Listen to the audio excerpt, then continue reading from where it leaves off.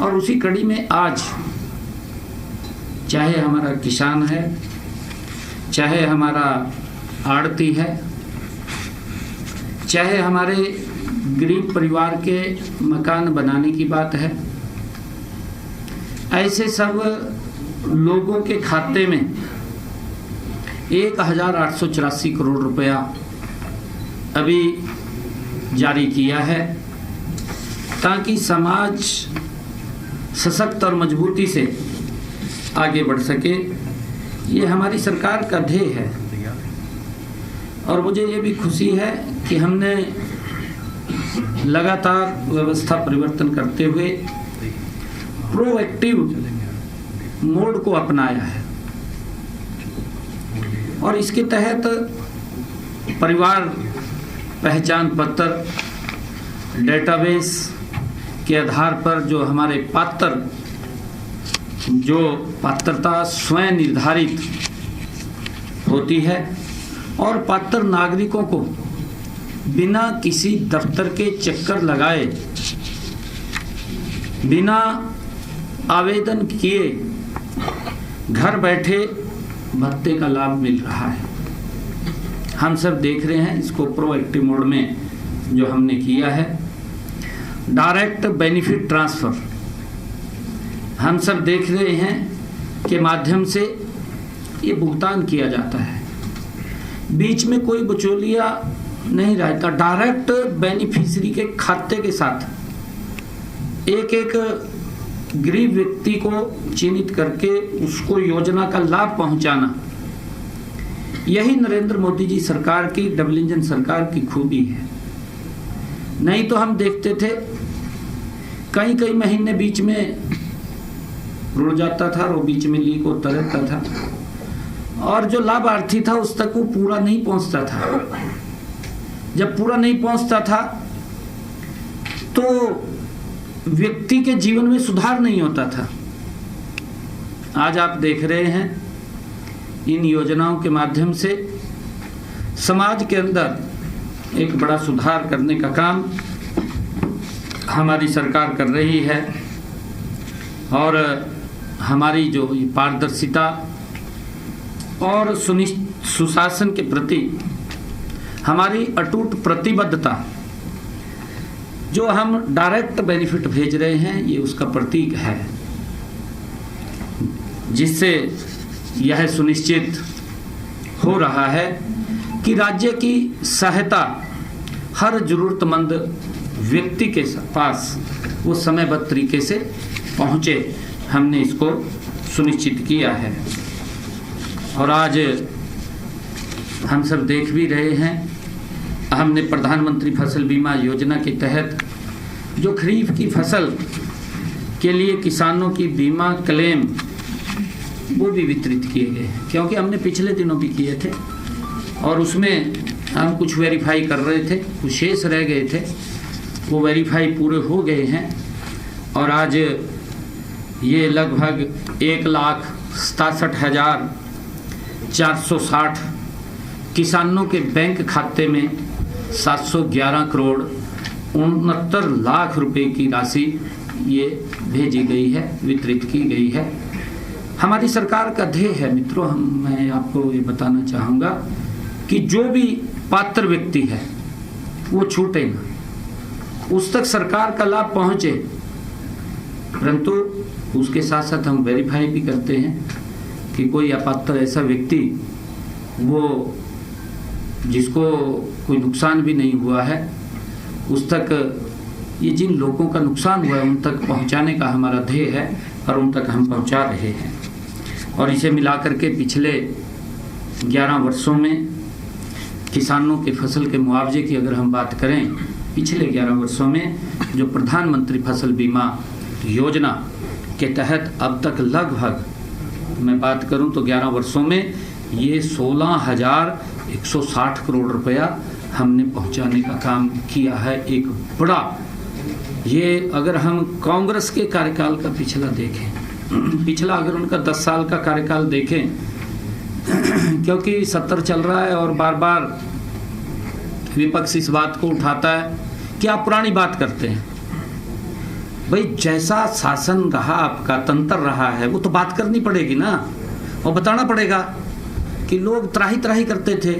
लोगों तक लाभ नहीं पहुंचता था। इनके 10 सालों में जो किसान की फसल का खराबा हुआ है वो पहुंचा है 101,138 करोड़ रुपए। 1,138 करोड़ रुपया इनके 10 साल में पहुंचा है। और 269 करोड़ रुपया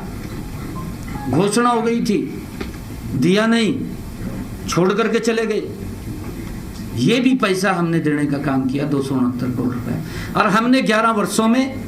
अगर हम बात करें लगभग 16,160 करोड़ रुपया हमने किसान के खाते में पहुंचाने का काम 11 वर्षों में किया है। कि जमीन आसमान का अंतर है, तो ये बताना पड़ता है, क्योंकि अगर नहीं बताएंगे तो लोग भूल जाते हैं, लोगों को पता नहीं चलता, क्योंकि क्या क्या यातनाएं सही। आने वाली पीढ़ियाँ, जनरेशन बदलती है, ये जनरेशन जब नहीं आती है तो उसको पता नहीं चलता है कि इनके क्या क्या कारनामे थे, कैसे कैसे इमरजेंसी का दौर लोगों को भुगतना पड़ा। अगर हम नहीं बताएंगे तो उनको कैसे पता चलेगा भी इमरजेंसी भी लगी थी। क्योंकि जो यातनाएं, जो यूथ आज आ रहा है, उस यूथ के पूर्वजों ने जो इमरजेंसी की यातनाएं सहन की थी, वो यातनाएं वो ना सहन करें, क्योंकि वो बताना फर्ज है कि उनकी सरकार में क्या हुआ, हमारी सरकार में क्या हुआ, ये ज़रूरी बताना है। और आड़तियों का जो कमीशन की बात है, आज प्रदेश के लगभग 11,199 आड़तियों को आज हमने यहाँ से 56 करोड़ 97 लाख रुपए की राशि सीधे उनके बैंक खाते में पहुँचाने का काम किया है। जैसा अभी हमारे विभाग के अधिकारी ने भी बताया है कि हमने पिछले दिनों निर्णय किया था कि केंद्र सरकार जो भी प्रोक्योरमेंट आड़तिया के माध्यम से हम करते हैं, वो चाहे धान की हो चाहे अन्य फसल की हो, उसका एक कमीशन तय केंद्र सरकार देती है।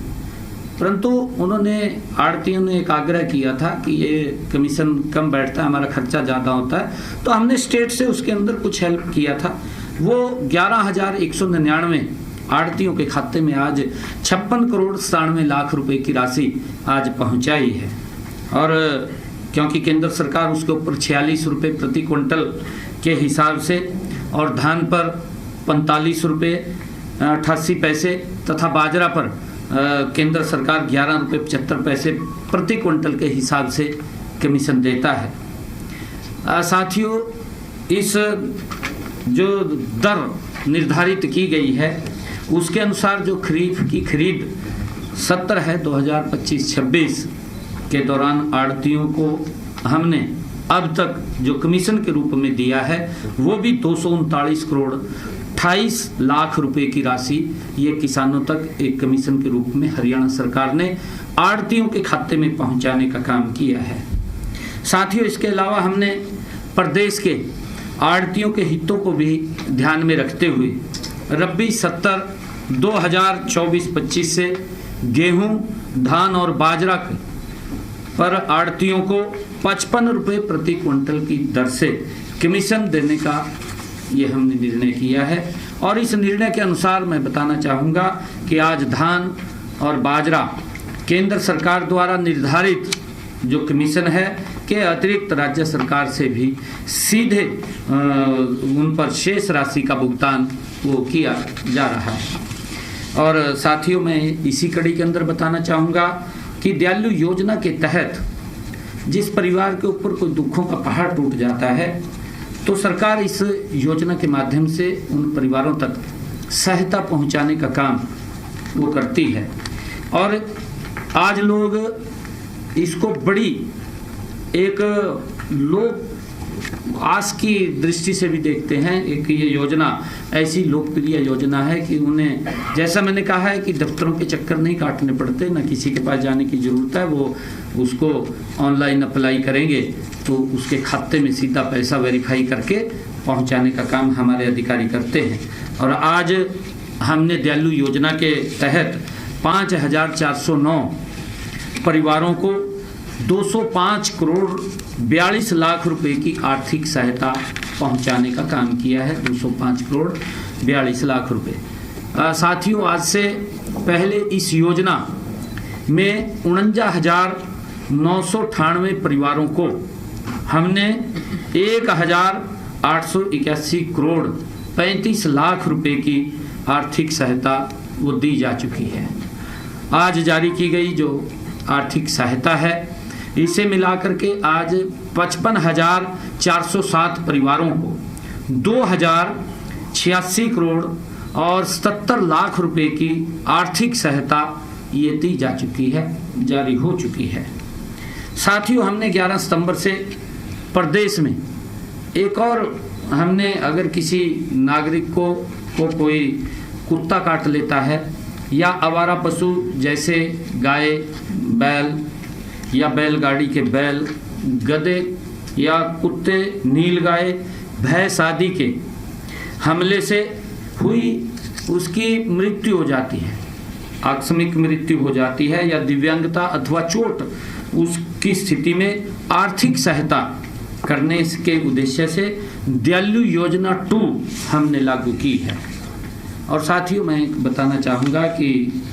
प्रधानमंत्री आवास योजना ग्रामीण, इसके तहत जो एक गरीब व्यक्ति का सपना होता है कि मेरा अपना घर हो, उस अपने घर को, उस सपने को पूरा करने का काम देश के यशस्वी प्रधानमंत्री आदरणीय नरेंद्र मोदी जी और डबल इंजन की सरकार कर रही है।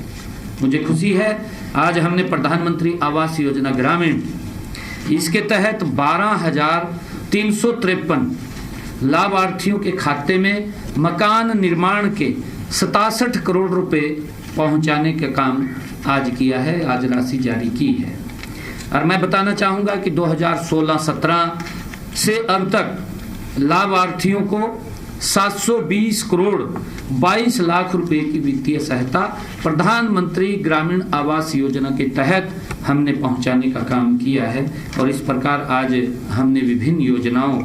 के तहत कुल 1,884 करोड़ रुपए की राशि सीधे लाभार्थियों के खाते में डाली है, क्योंकि हमारी सरकार का ये कमिटमेंट है और लगातार हम उस कमिटमेंट को नॉन स्टॉप हमारी सरकार पूरा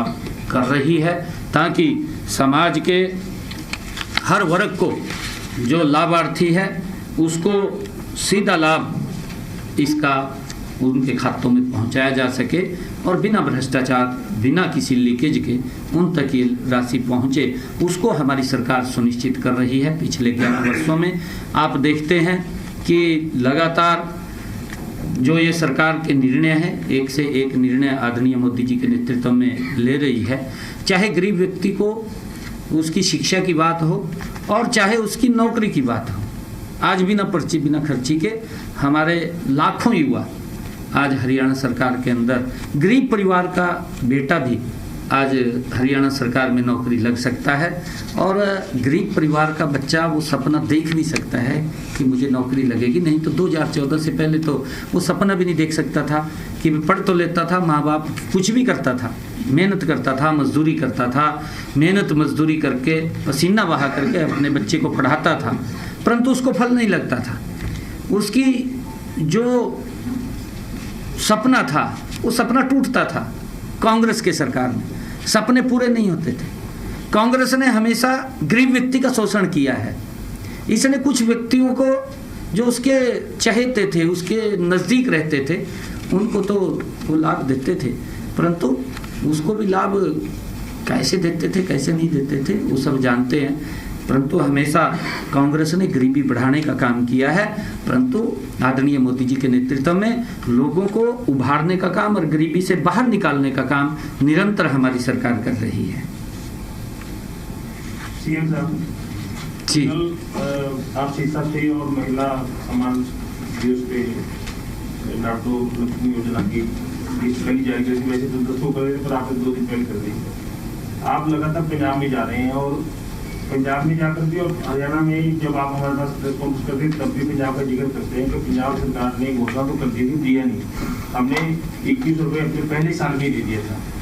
कल हरियाणा पंजाब विधानसभा में जब बजट पेश किया गया उसमें हरियाणा का नाम ना लेके, लेकिन वो बात सारी की जो आपने की। एक तो ये किया कि वहाँ 20% महिलाओं को हरियाणा में मिलता है, वहाँ पर सारी महिलाओं को मिलता है, जो आय कर है उनको छोड़ दिया जाए, कर्मचारियों को छोड़ दिया जाए। और पड़ोसी राज्य का नाम ना छोड़ते, लिख दिया कि पड़ोसी राज्य में पैसे करते हैं, वहाँ पर तो 1 लाख रुपए से कम आय वाली सीमा की जो महिलाएं हैं परिवार की, उनको दिया जाता है। तो इस सारे व्यवस्था को 1000 और 1500 रुपये वहाँ पर दीजिए। अनुसूचित जाति की महिला उनको 1500 रुपये, और जो सामान्य है सब उसको छोड़ के महिलाएं 18 वर्ष से ऊपर उनको 1000 रुपये दिए जाते हैं। तो आप जो केंद्र बिंदु में पंजाब के चुनाव को देखते हैं, आप जावेद हैं, एक दूसरा पंजाब के विधानसभा में बजट के अंदर नाम ना लेके भी आपकी सारी बात करना है। इस सारे मामले को आप कैसे देख रहे हैं कंपेरिजन करके? नहीं, देखिए वो अपनी कमियों को छुपा रहे हैं।